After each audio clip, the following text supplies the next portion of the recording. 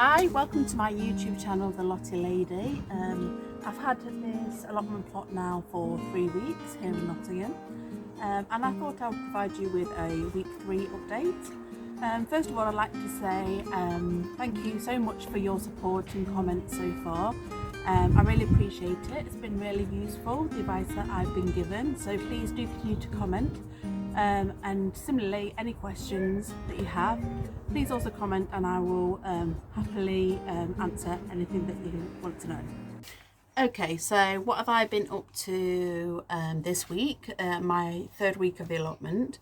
Well, I've been doing quite a lot in the main shed. This is my tea shed, really, sort of refuge from the autumn and swiftly approaching winter weather.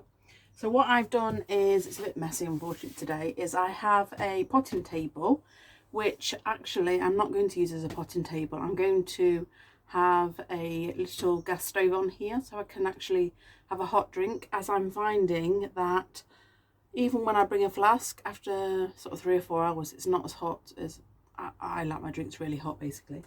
So yes, I have that there. And then this was a bit of a find, but behind here I've actually used some sticky back plastic, so some vinyl covering that's stuck on really well. I have some more of it to finish off just in this corner behind me.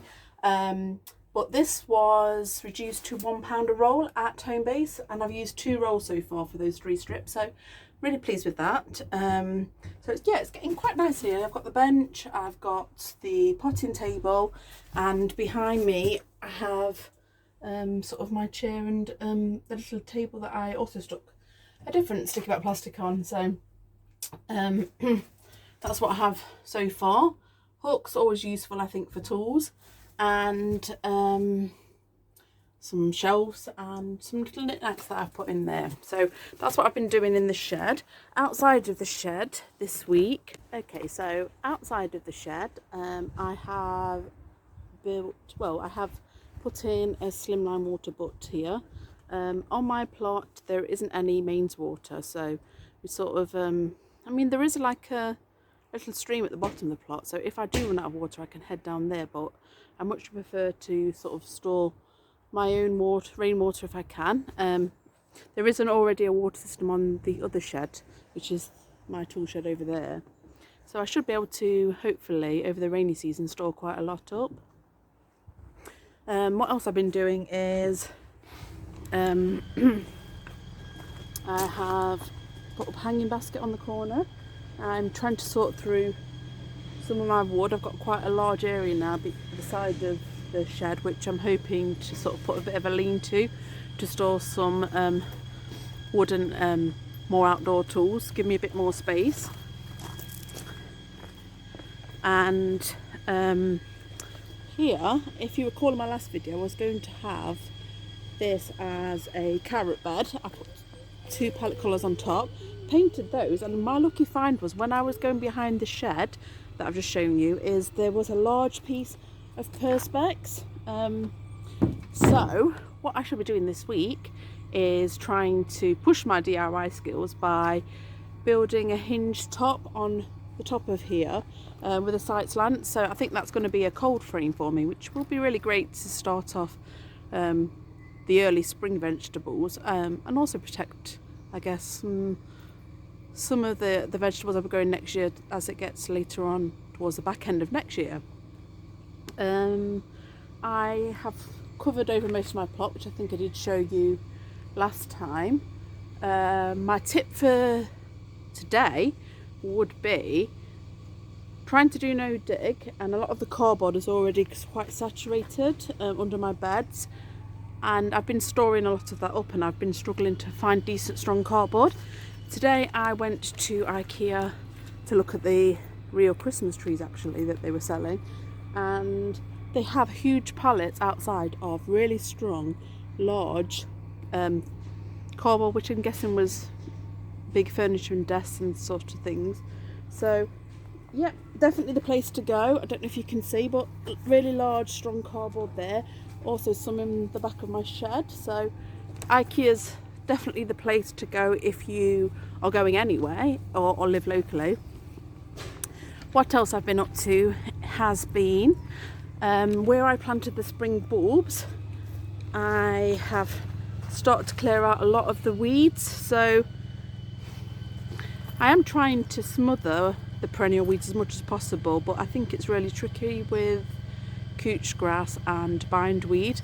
If I pan the camera around now, you can see a small bit of perennial weeds. So I mean, this is really tough complex root structures that I think really you're only going to eradicate by digging and more digging. Hence the beginning of this video, really. That's what that's my sort of job to do, hopefully before the real hard frost kicks in and that becomes a bit of an impossible task. So over here where I planted the spring bulbs, I have planted in some sort of winter bedding perennial plants, so some cyclamen, some heathers, and they're starting to bloom a little bit. I mean, it's just really nice to come down on the plot and have something bright and colourful this time of the year, which I think the other plot holders appreciate too, because this is also the main path into the plot. These plants, if anybody's looking for something similar, were 50p each at home base, so I hope they survive. And if they don't survive, you're looking at, well, about £3 for that area, so I think that's a bit of a bargain. As you can see, I am inundated with leaves, been under large trees at the side of this plot, so always wanting to reuse everything, I took some old canes and some chicken wire and built a leaf storage there. So I'm storing up some leaves in the hope to make some leaf mould, and really just have a place to sort of rake up and put all those leaves without chucking them away, because it's a shame to waste all that nourishment really and all that potential. I did say last time that I was going to build a compost bin with the pallets, so I did. I didn't video the process unfortunately, but my husband came down with me at the weekend and helped.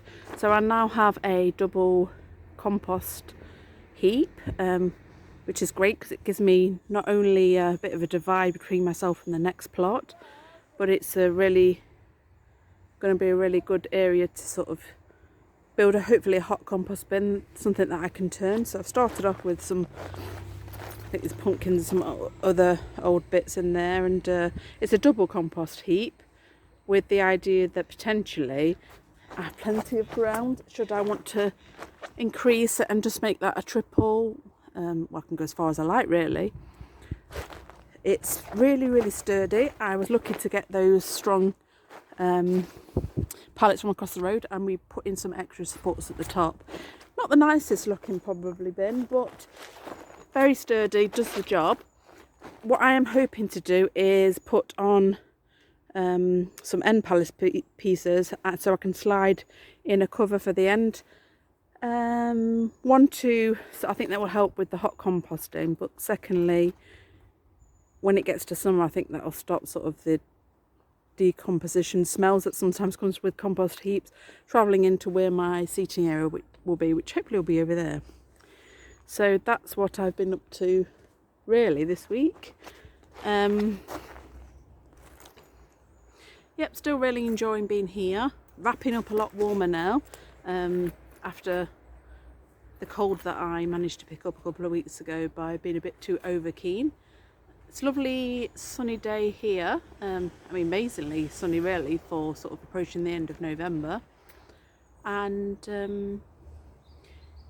yeah, I will definitely update you next week. I'm hoping to do that cold frame. I'm also hoping potentially to sow some broad beans. My sweet peas that I've started off at home are starting to sprout, so I need to sort of pinch them out at the ends, and hopefully they'll be really strong to go up my arches behind me come next springtime. So that's really all for me on my plot on week 3. Thank you for listening, and see you next time. Bye.